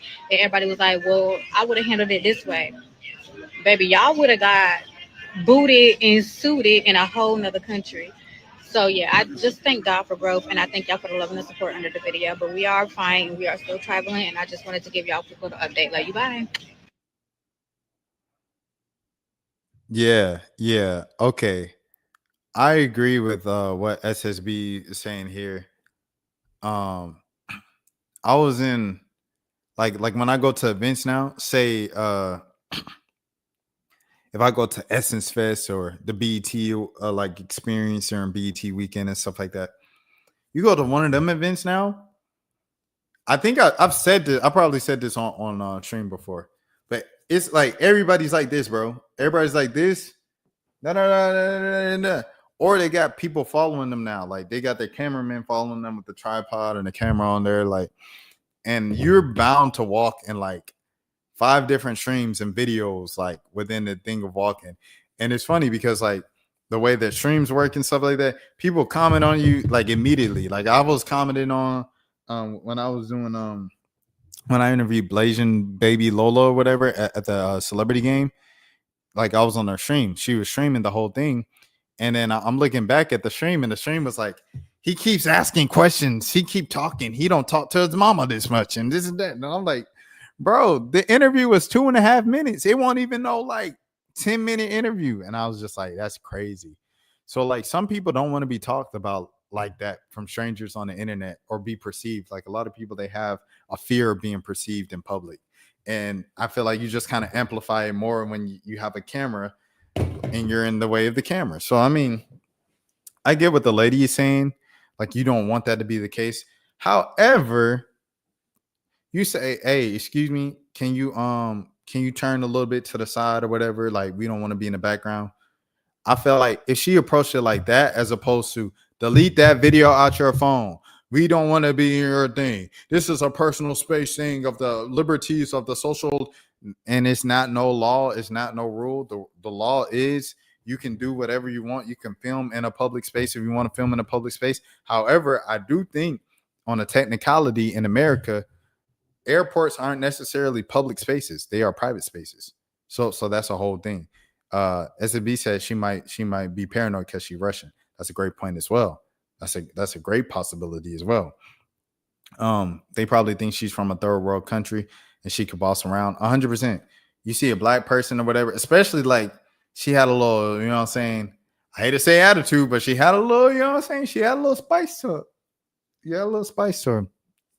Now, when she said the thing of I'm always advocate for myself because I'm a mom, I'm like, I kind of didn't get that part. I feel like in an airport, especially, I'm standing down, and she stood down, you know, as much as she needed to continue to like be able to fly around and stuff like that. But she did get a little, you know what I'm saying, spicy in the airport with her clapbacks. And I don't know about that, bro. Not in the airport, bro. Like, you got it. Ms. Mims, if you say this, you say I did it. Okay, all right, whatever. I ain't going to delete the video. I'm going to keep saying my video. I'm going to keep my piece, everything like that. But you got it, little twin. Like, she signed a song title. That's probably the first time she heard No in a while. Probably the first time she heard No in a while. For sure. So there's that. I thought that was an interesting, like I said, I saw the first like 10 seconds of that and I was like, this looks interesting. Like, what would I do in this situation? Because there's been times where I've been in public and people have been vlogging or like holding a camera up on a tripod, and I don't want to be on camera. I don't want to be in the background. I don't want your, to open up myself for your commenters or your chat to just be talking about me, bro. Like, what the heck? I'm just trying to go about my day outside and you vlogging me, or I'm in the vlog and I become a co-star in your thing. Like, it's crazy. Doesn't happen in reality TV. Reality TV, you get filmed, you got to sign a thing to show your face. That's why so many times if you're out in public in reality TV, like the Kardashians, you see like them just kind of walking among sea of blur, because you can't be on TV show if you ain't signed a waiver to say I can be on a TV show. Your Rage has responded to XQC. I think I have some streamer stuff, and then I have one more story, one more article at the end, and that's it. Just shut the fuck up, nigga. Like, leave me alone, nigga. I had no beef with you. I had no problem with you. But I just don't like the way you operate, gang. Like, I don't know. Like, you move, like, I'm trying to imagine a reality where, let's say it's reverse, and SUC dropped to like 8K. Me posting SUC fucking stats on Twitch like a fucking... Are you crazy, nigga? What type of loser ass shit? What the fuck? Like, in what planet am I posting SU? I'll probably hit him up and be like, yo, X, like, this is where you should get it checked out. And I start talking about it more. And as more progresses, if he looks like guilty and shit, I'm like, yo, X, I ain't gonna lie. You've been buying game. Just tell the niggas that shit. I ain't about to go and try to expose a nigga without even knowing facts first. Now because I know he's gonna get hate. I don't want to send unnecessary hate to a nigga. You feel me? But these niggas don't operate like that. They don't care. We're not humans. We're just a talking point. We're a topic for their stream, nigga. No matter if I've been to a nigga house, no matter you talking to me, how much I gas this nigga, how cool. They're not. He was raised on the internet, bro. He was raised with a fucking keyboard in his hand. He doesn't have in-person connection. His first real person human connection was probably Aiden Ross, because Aiden Ross is a good dude and he invites all types of people to be his friend. His first real friend is fucking Aiden, gang. Right? Rage is like when I think of Rage and shouts out to I'm Dante too. Like these guys were streaming and playing Fortnite with XX Tentacion. Like so, it's like I say that to give proof of like how long Rage has been relevant in the space of streaming and content creation and stuff. And before he even did face reveal and everything like that, like Rage has been one of them for a long. Like he low key the class of Soul Illuminati, Zeus and B. Lou and DDG, and Flight Reacts and stuff like that. Like that's low key his era too. So he an OG in the game. I don't think Rage will be view botting. Now I ain't even made his first friend at 27. I'm not even trying to talk shit, but like Aiden's such a good dude, friends with a lot of people. So he kind of Okay, so there's that.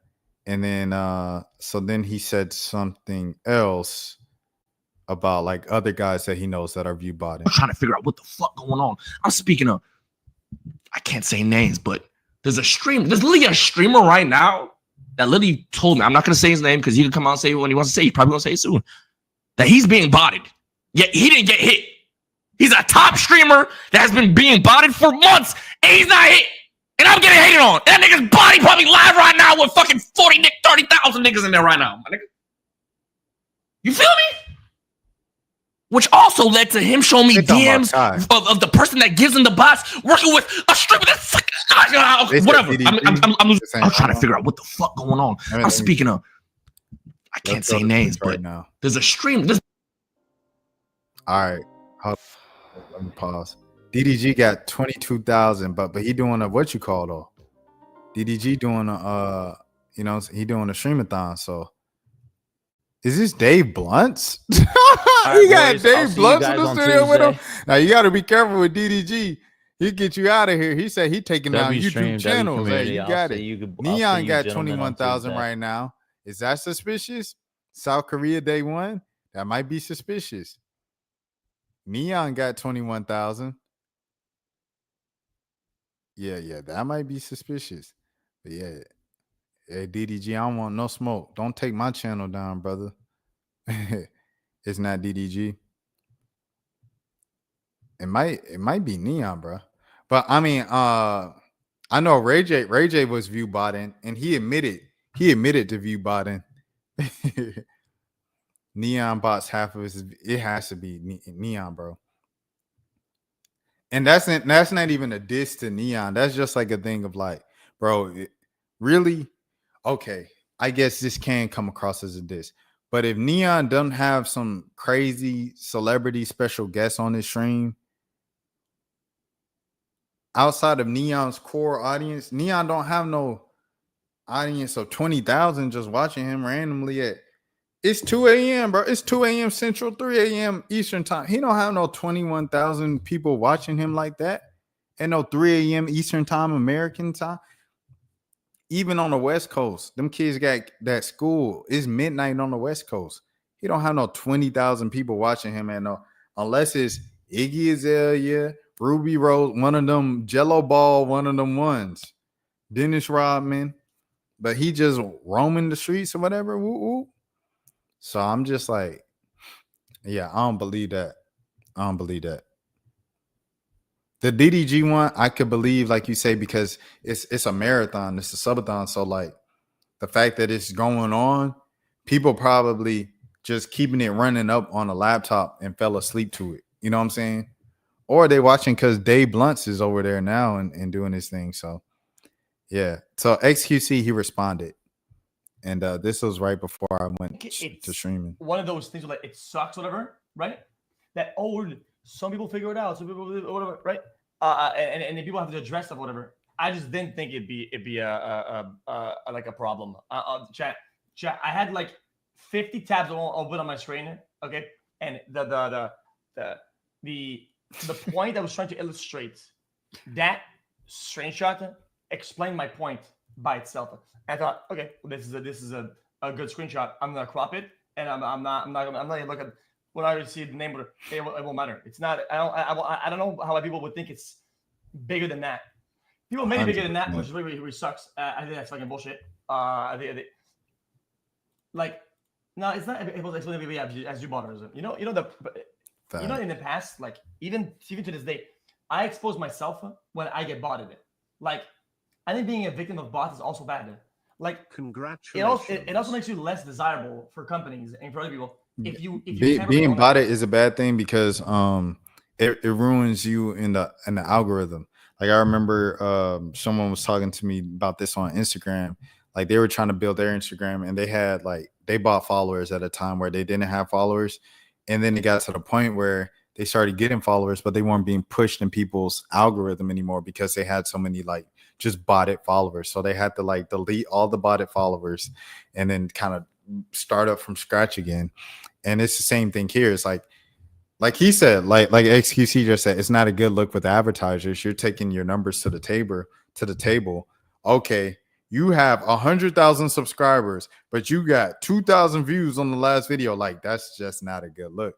Me, I feel like my numbers kind of add up with my subscribers and everything like that. Like, I'll get every 2 days a video with 1,000 views on it, and I have 5,000 subscribers. So it's like by the end of the week, I'll probably have 3 or 4 videos with 1,000 views each and every single week. And I think that's standard for a person with 5,000 subscribers. So it just makes sense. If the numbers don't add up with it, then how can an advertiser be like, okay, we want to give you this advertisement because you have 100,000 subscribers, but we also know that we trust, because the numbers show that you're going to get at least 10,000 views with this 100,000 subscribers. You can get a guarantee with me that if you gave me an advertising deal right now and I had to say in every single video, y'all make sure y'all buy Haney Wainies, whatever the case might be, right? One of them videos is going to get 2 or 3 of them videos going to get 1,000 views, guaranteed, every single week. So it's like, I don't know, bro. Yeah. Analytics. So even when you are getting botted, you might think, oh, I'm getting a win because my viewers look high. If you think that getting your viewers high for a day is a win, you're a fucking loser. You're a fucking loser. You're dog shit. You're trash. You're going nowhere in life. You have no goals, and you will you will go nowhere. You're a shit streamer. Well, know why? Because it's not about it looking a certain way or having something. It's whatever you do, whatever you're doing that gets you there, that actually matters, whatever. So I don't give a shit. If I'm being botted, I'm self-outing it. Buddy, name me one day, chat, that my analytics were high, that I didn't self. I don't know what XQC be saying half the time, bro. I don't know how he has but I think he's just a great example of people can complain about my slang or whatever, being from the South, whatever. And I'm just like, bro, XQC at the top of the game, dog. He's at the top. And I don't be knowing a word that man be saying, bro. I don't know a word he be saying. So, yeah, XQC pretty much just like with Kai, right? A few months ago is just saying, yeah, he view botting. The whole FaZe clan is view botting. That's why when XQC was named the streamer of the decade, the gamer in decade and stuff like that at the esports awards, that man Lacey came out and what did he say? Lacey came out and said the most overrated streamer ever. You know what I'm saying? So he just came out. Oh, he speaks French. That makes sense. I don't know what bro be saying, dog. And he's the number one streamer. I don't know what he be saying. I know a lot of people mad. It's the people get the same talking points. I understand y'all are making it tired, bro.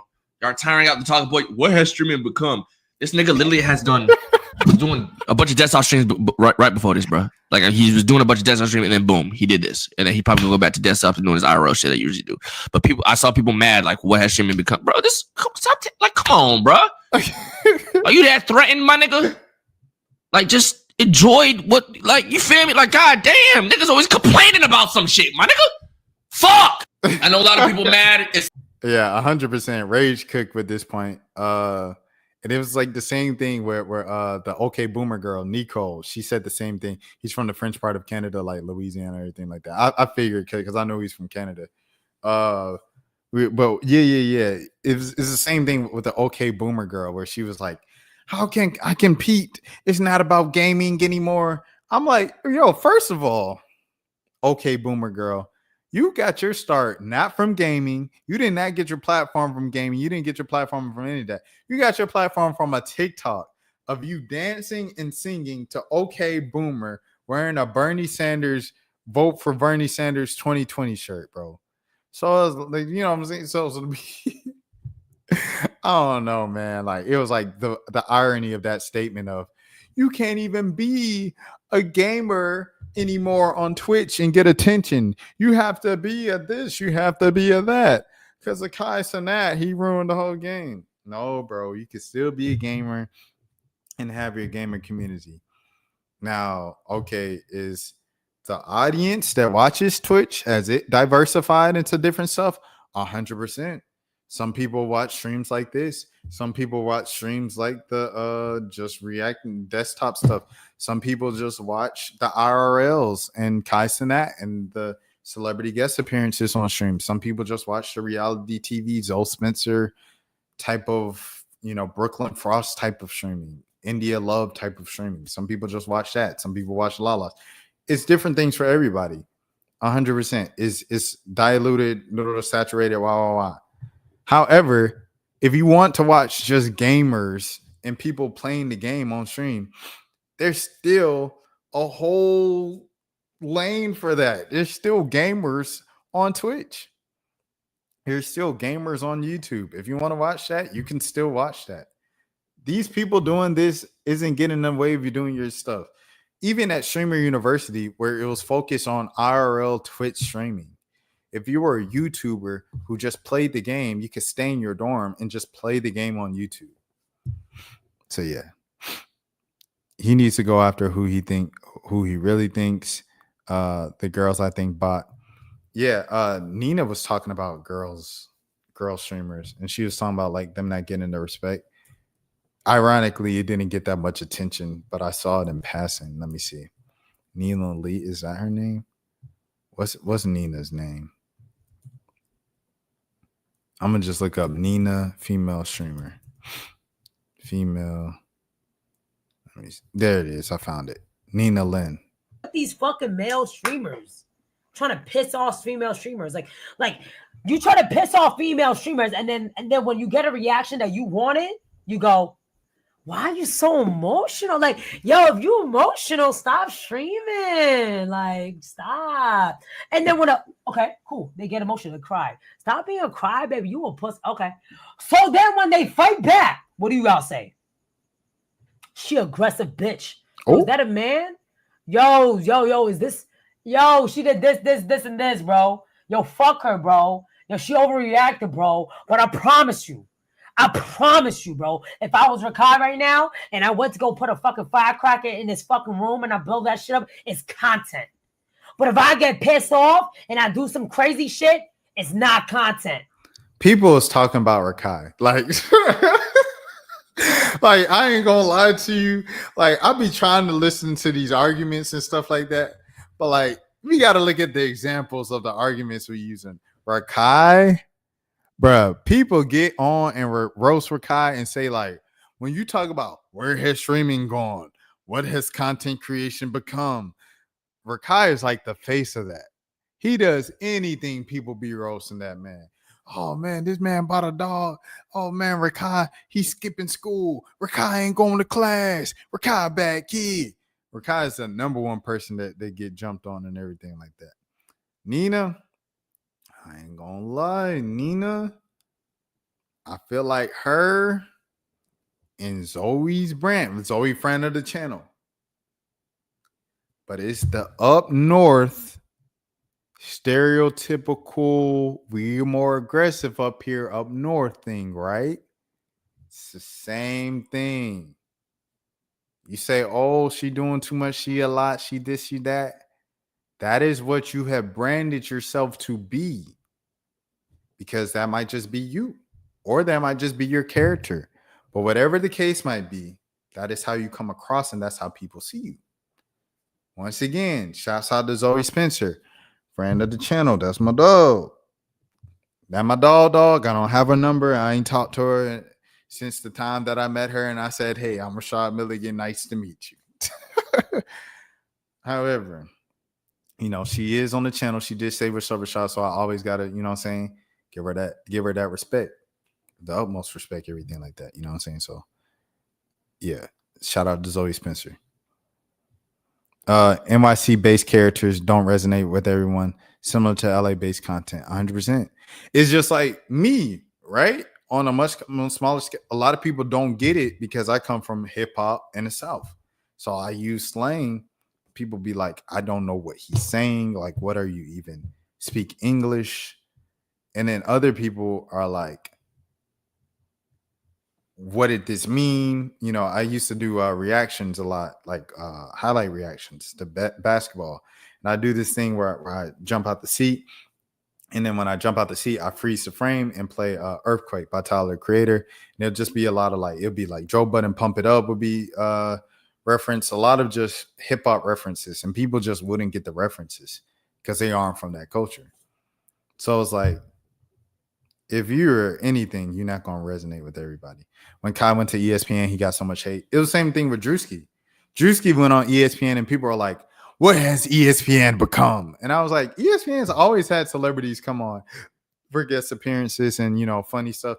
I remember someone had a old clip of Floyd Mayweather on ESPN News. First of all, it was an ESPN News edition of SportsCenter. And Floyd was just showing him why he does this so often, like fights like this, and what the hand is for and how he uses it and how he comes in. And they were like, ESPN used to be so good before it got diluted by the internet. And I'm like, this wasn't the typical SportsCenter episode. Where is all of this revisionist history? I was watching the thing with Kelly Stamps today. Shout out to Kelly Stamps on the Senpai Stamps channel, right? And she was talking about how she's so into nostalgic music this summer and stuff like that. Like she's listening to Late Registration. That's her favorite thing to listen to this summer.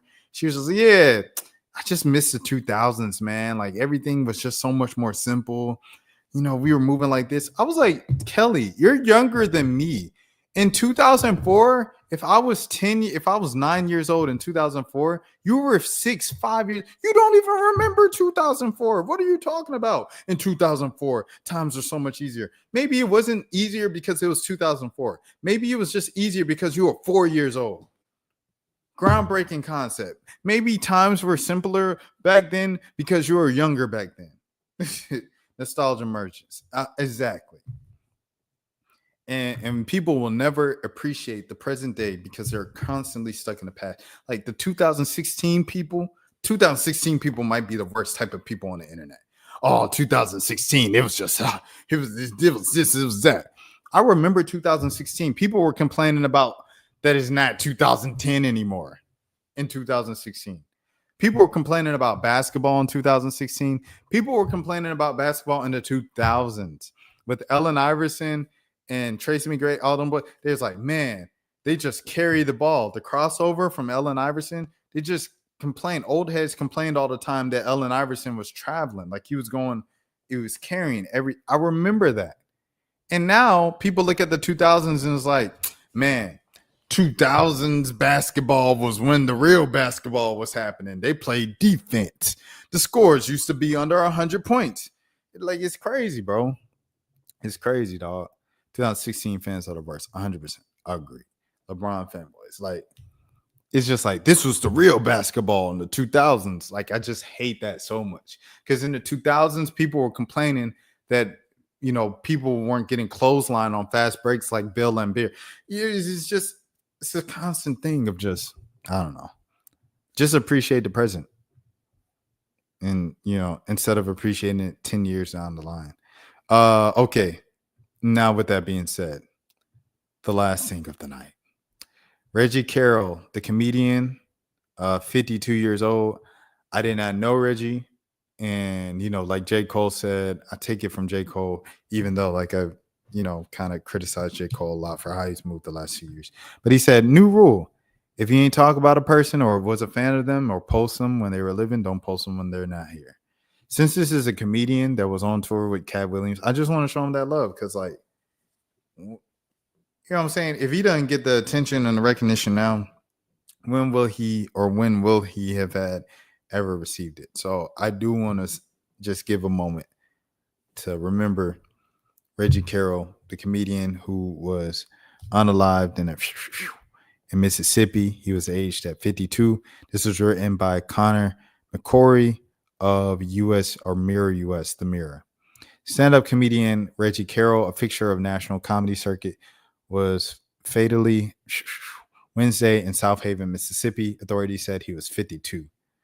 A suspect has been arrested and charged with the unaliving. Police confirmed on Thursday. The identity of the accused has not been released. Authorities have not commented on a possible motive, and an investigation remains ongoing. Carroll, known for his energetic stage presence and wide-reaching touring schedule, performed in comedy clubs and theaters across the country for more than 2 decades. He was a regular on the stand-up scene and had built up a loyal following his raw humor and down-to-earth charm. News of his unaliving prompted an outpouring of grief and remembrance from fellow comics and fans. Oscar-winning actress and comedian Monique paid tribute, recalling her fond memories of working with Carroll on tour. "I had nothing but good times with Reggie," Monique said in a statement. "He brought laughter and joy wherever he went. We shared the stage many times, and every time it was magic. He will be missed terribly." Carroll was originally from Mississippi and often hold on now. What's going on? The Mirror? Okay, here we go. He was originally from Mississippi and often wove stories from his upbringing into his comedy sets. The South Haven Police Department detailed the incident in a Facebook statement. Here we go. Due to being an active investigation, dang, it took me to Facebook. Hold on now. Due to being an active investigation, there is limited information to be released. We can confirm that on Wednesday, August 20th, 2025, South Haven Police Department responded to the area of Burton Lane regarding South Haven officers located one male victim. Dang, he was the only one? So it was a hit. It was intentional. One male victim suffering gunshot wounds. The officer said the medical personnel provided life-saving techniques, but the individual succumbed to the injuries. The victim has been identified as 52-year-old Reginald Carroll of Maryland.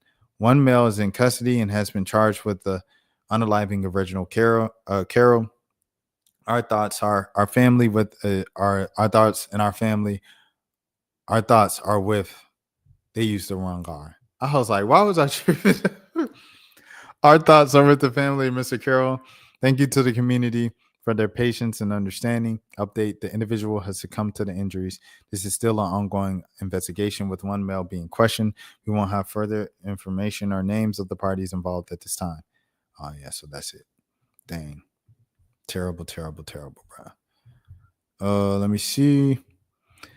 They later wrote up, okay. All right, so that's it. South Haven, we just saw this. This is why I say treat people the best you can, because you never know if you'll get a chance to see them again. The last time me and my brother Reggie, girl, it was together. The Monique said on her Instagram story, chuckling, that's what it was. An amazing time. Being on tour together, being on the road together. What a time. I had no side tears because all of our times together were amazing. That's a beautiful way to look at it, Monique. Shout out to Monique, man. Once again, rest in peace to this comedian. Prayers up to all his friends, family, and fans, colleagues, all of the above. To be liked by these, you got to be a special and a genuine individual, bro. You know what I'm saying? To be liked by these two jokers right here. So this says a lot about him. All in this picture, bro. Salute to Reginald Carroll, bro. For sure. Crazy. For sure. And shouts out to all y'all, man. It's been a 2-hour stream on a weeknight. Who do I think I am? 21? But I appreciate y'all, man. Y'all made the stream lit tonight. I'm not gonna lie. SSB, Nate, my dog as well. Hold on, Dan is always, man, holding it down. I appreciate every single one of y'all. My name is Rashad Milligan. This is the road to 10K subs. If you are new to the channel, make sure you subscribe, follow along, all the things. This is the road to 10K. I think I said the road to 10K. So I'm getting my words mixed up. Because I will be live on the channel each and every single day. What time? The world may never know. I don't know myself, but I will be live each and every single day because I have for the past 170 or 80, however long ago March 5th was. And yeah, so with that being said, I hope you guys have a good morning, have a good afternoon. Appreciate that, Nate.